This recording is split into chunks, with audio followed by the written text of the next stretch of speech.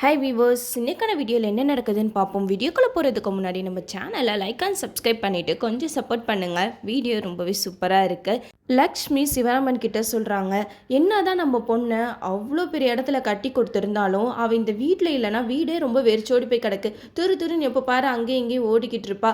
எனக்கு அவள் கூட பேசினதுலேருந்து அவளை பார்க்கணும் போலவே இருக்குது. அவளை கொஞ்சம் போய் நம்ம பார்த்துட்டு வருவோமா அப்படின்னு சொல்லிட்டு சிவராமன் கிட்ட கேட்க, அதுக்கு சிவராமன் சொல்கிறாங்க, அதுதானே நம்ம போய் பார்த்துட்டா போச்சு, நம்ம நாளைக்கு அஞ்சலியை போய் பார்ப்போம் அப்படின்னு சொல்லிட்டு முடிவு பண்ணுறாங்க.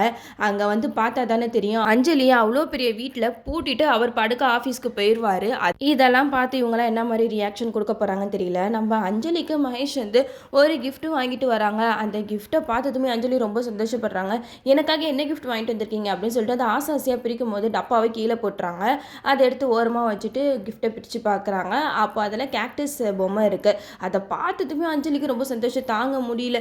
எனக்கு நீங்கள் கொடுத்த கிஃப்ட்லேயே இதுதான் எனக்கு ரொம்ப பெஸ்ட் கிஃப்ட். எனக்கு இங்கே பேசுகிறதுக்கு யாருமே இல்லைல்ல, அதனால நான் இது கூட நான் டெய்லியும் பேசிக்கிட்டு ஜாலியாக இருக்க போகிறேன் அப்படின்னு சொல்லிட்டு அஞ்சலி வந்து மகேஷ் கிட்ட சொல்கிறாங்க. இதெல்லாம் கேட்ட மகேஷ் வந்து ரொம்பவே சந்தோஷப்பட்டு பார்த்துக்கிட்டு இருக்காங்க.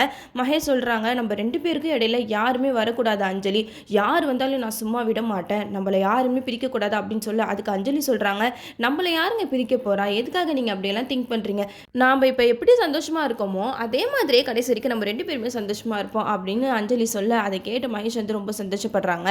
அது மட்டும் இல்லாமல் இப்போ அஞ்சலியோட அப்பா அம்மா அஞ்சலியை பார்க்குறதுக்காக கண்டிப்பாக வருவாங்க. அதை வந்து மகேஷ் கிட்ட சொல்லும்போது மகேஷ்க்கு அது சுத்தமாக பிடிக்காது.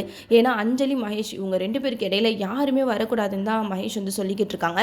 அது அஞ்சலியோட அப்பா அம்மாவாக இருந்தாலும் சரி, ஏதோ கல்யாணம் பண்ணுறதுக்காக அவங்க 2 பேரையும் என்னோட அப்பா அம்மா மாதிரி அப்படி இப்படின்னு சொல்லிட்டு பேசினாரே தவிர கண்டிப்பாக அவர் மனசில் வந்து அந்த மாதிரி ஒரு எண்ணமே கிடையாது. அவருக்கு பிடிச்சது அஞ்சலியை மட்டும்தான். அஞ்சலியை யார் கூடயும் பேச விடக்கூடாது, யாரையும் பார்க்க விடக்கூடாது, அவளை இந்த ஒரே வீட்டில் அடைச்சி பூட்டி வச்சு அவளோட அன்பு ஃபுல்லாக எனக்கு மட்டும்தான் கிடைக்கணும் அப்படின்னு சொல்லிட்டு ஒரு சைக்கோத்தனமாக தான் அவர் வந்து தெரிஞ்சுக்கிட்டு இருக்காரு. ஆனால் அதை வந்து அஞ்சலி கொஞ்சம் கூட புரிஞ்சுக்கவே மாட்டேங்கிறாங்க.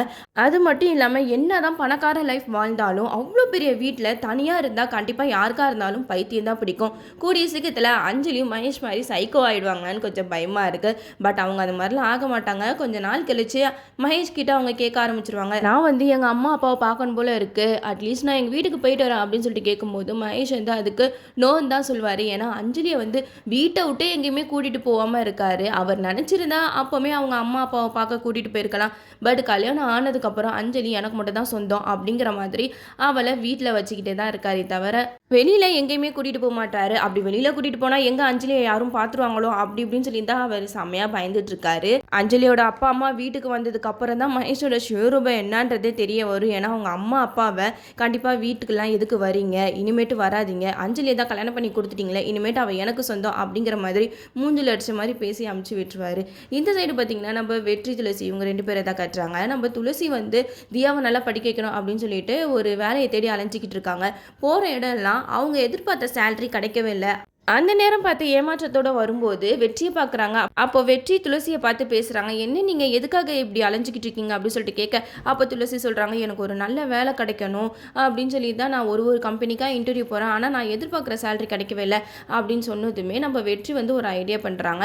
ஒரு கம்பெனிக்கு வந்து இன்டர்வியூ போக சொல்கிறாங்க நம்ம துளசியை. அந்த இடத்துல நம்ம துளசி இன்டர்வியூ அட்டன் பண்ணுறாங்க. அப்போ வந்து சேலரியாக 40,000 கேட்டதுக்கு இல்லை நாங்கள் 20,000 தான் கொடுக்க முடியும் அப்படின்னு சொல்லிடுறாங்க.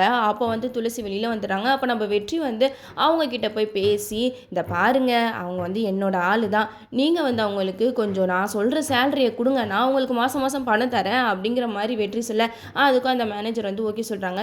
துளசியை கூப்பிட்டு நீங்கள் கேட்ட சேலரிக்கு ஓகே அப்படிங்கிற மாதிரி சொன்னதுமே துளசி ரொம்ப சந்தோஷமாக போகிறாங்க. அப்போ வெற்றி அந்த இடத்துல நிற்கிறாங்க. இதுக்கெல்லாம் காரணம் நான் தான், கொஞ்சம் தேங்க்ஸ் சொல்லுங்களேன் அப்படின்ற மாதிரி வெற்றி கேட்க, உடனே துளசி வந்து கையை கொடுத்து தேங்க்ஸ் அப்படின்னு சொல்லிடுறாங்க. அப்போ வெற்றி சொல்கிறாங்க, எனக்கு வந்து நீங்கள் ஃபர்ஸ்ட் மாதம் சேலரியில் ட்ரீட் வைக்கணும் ஓகேவா அப்படின்னு சொல்லி, அதுக்கு துளசியும் பாப்போம் சொல்லிட்டு போயிடுறாங்க. இதோட இந்த வீடியோ முடியுது.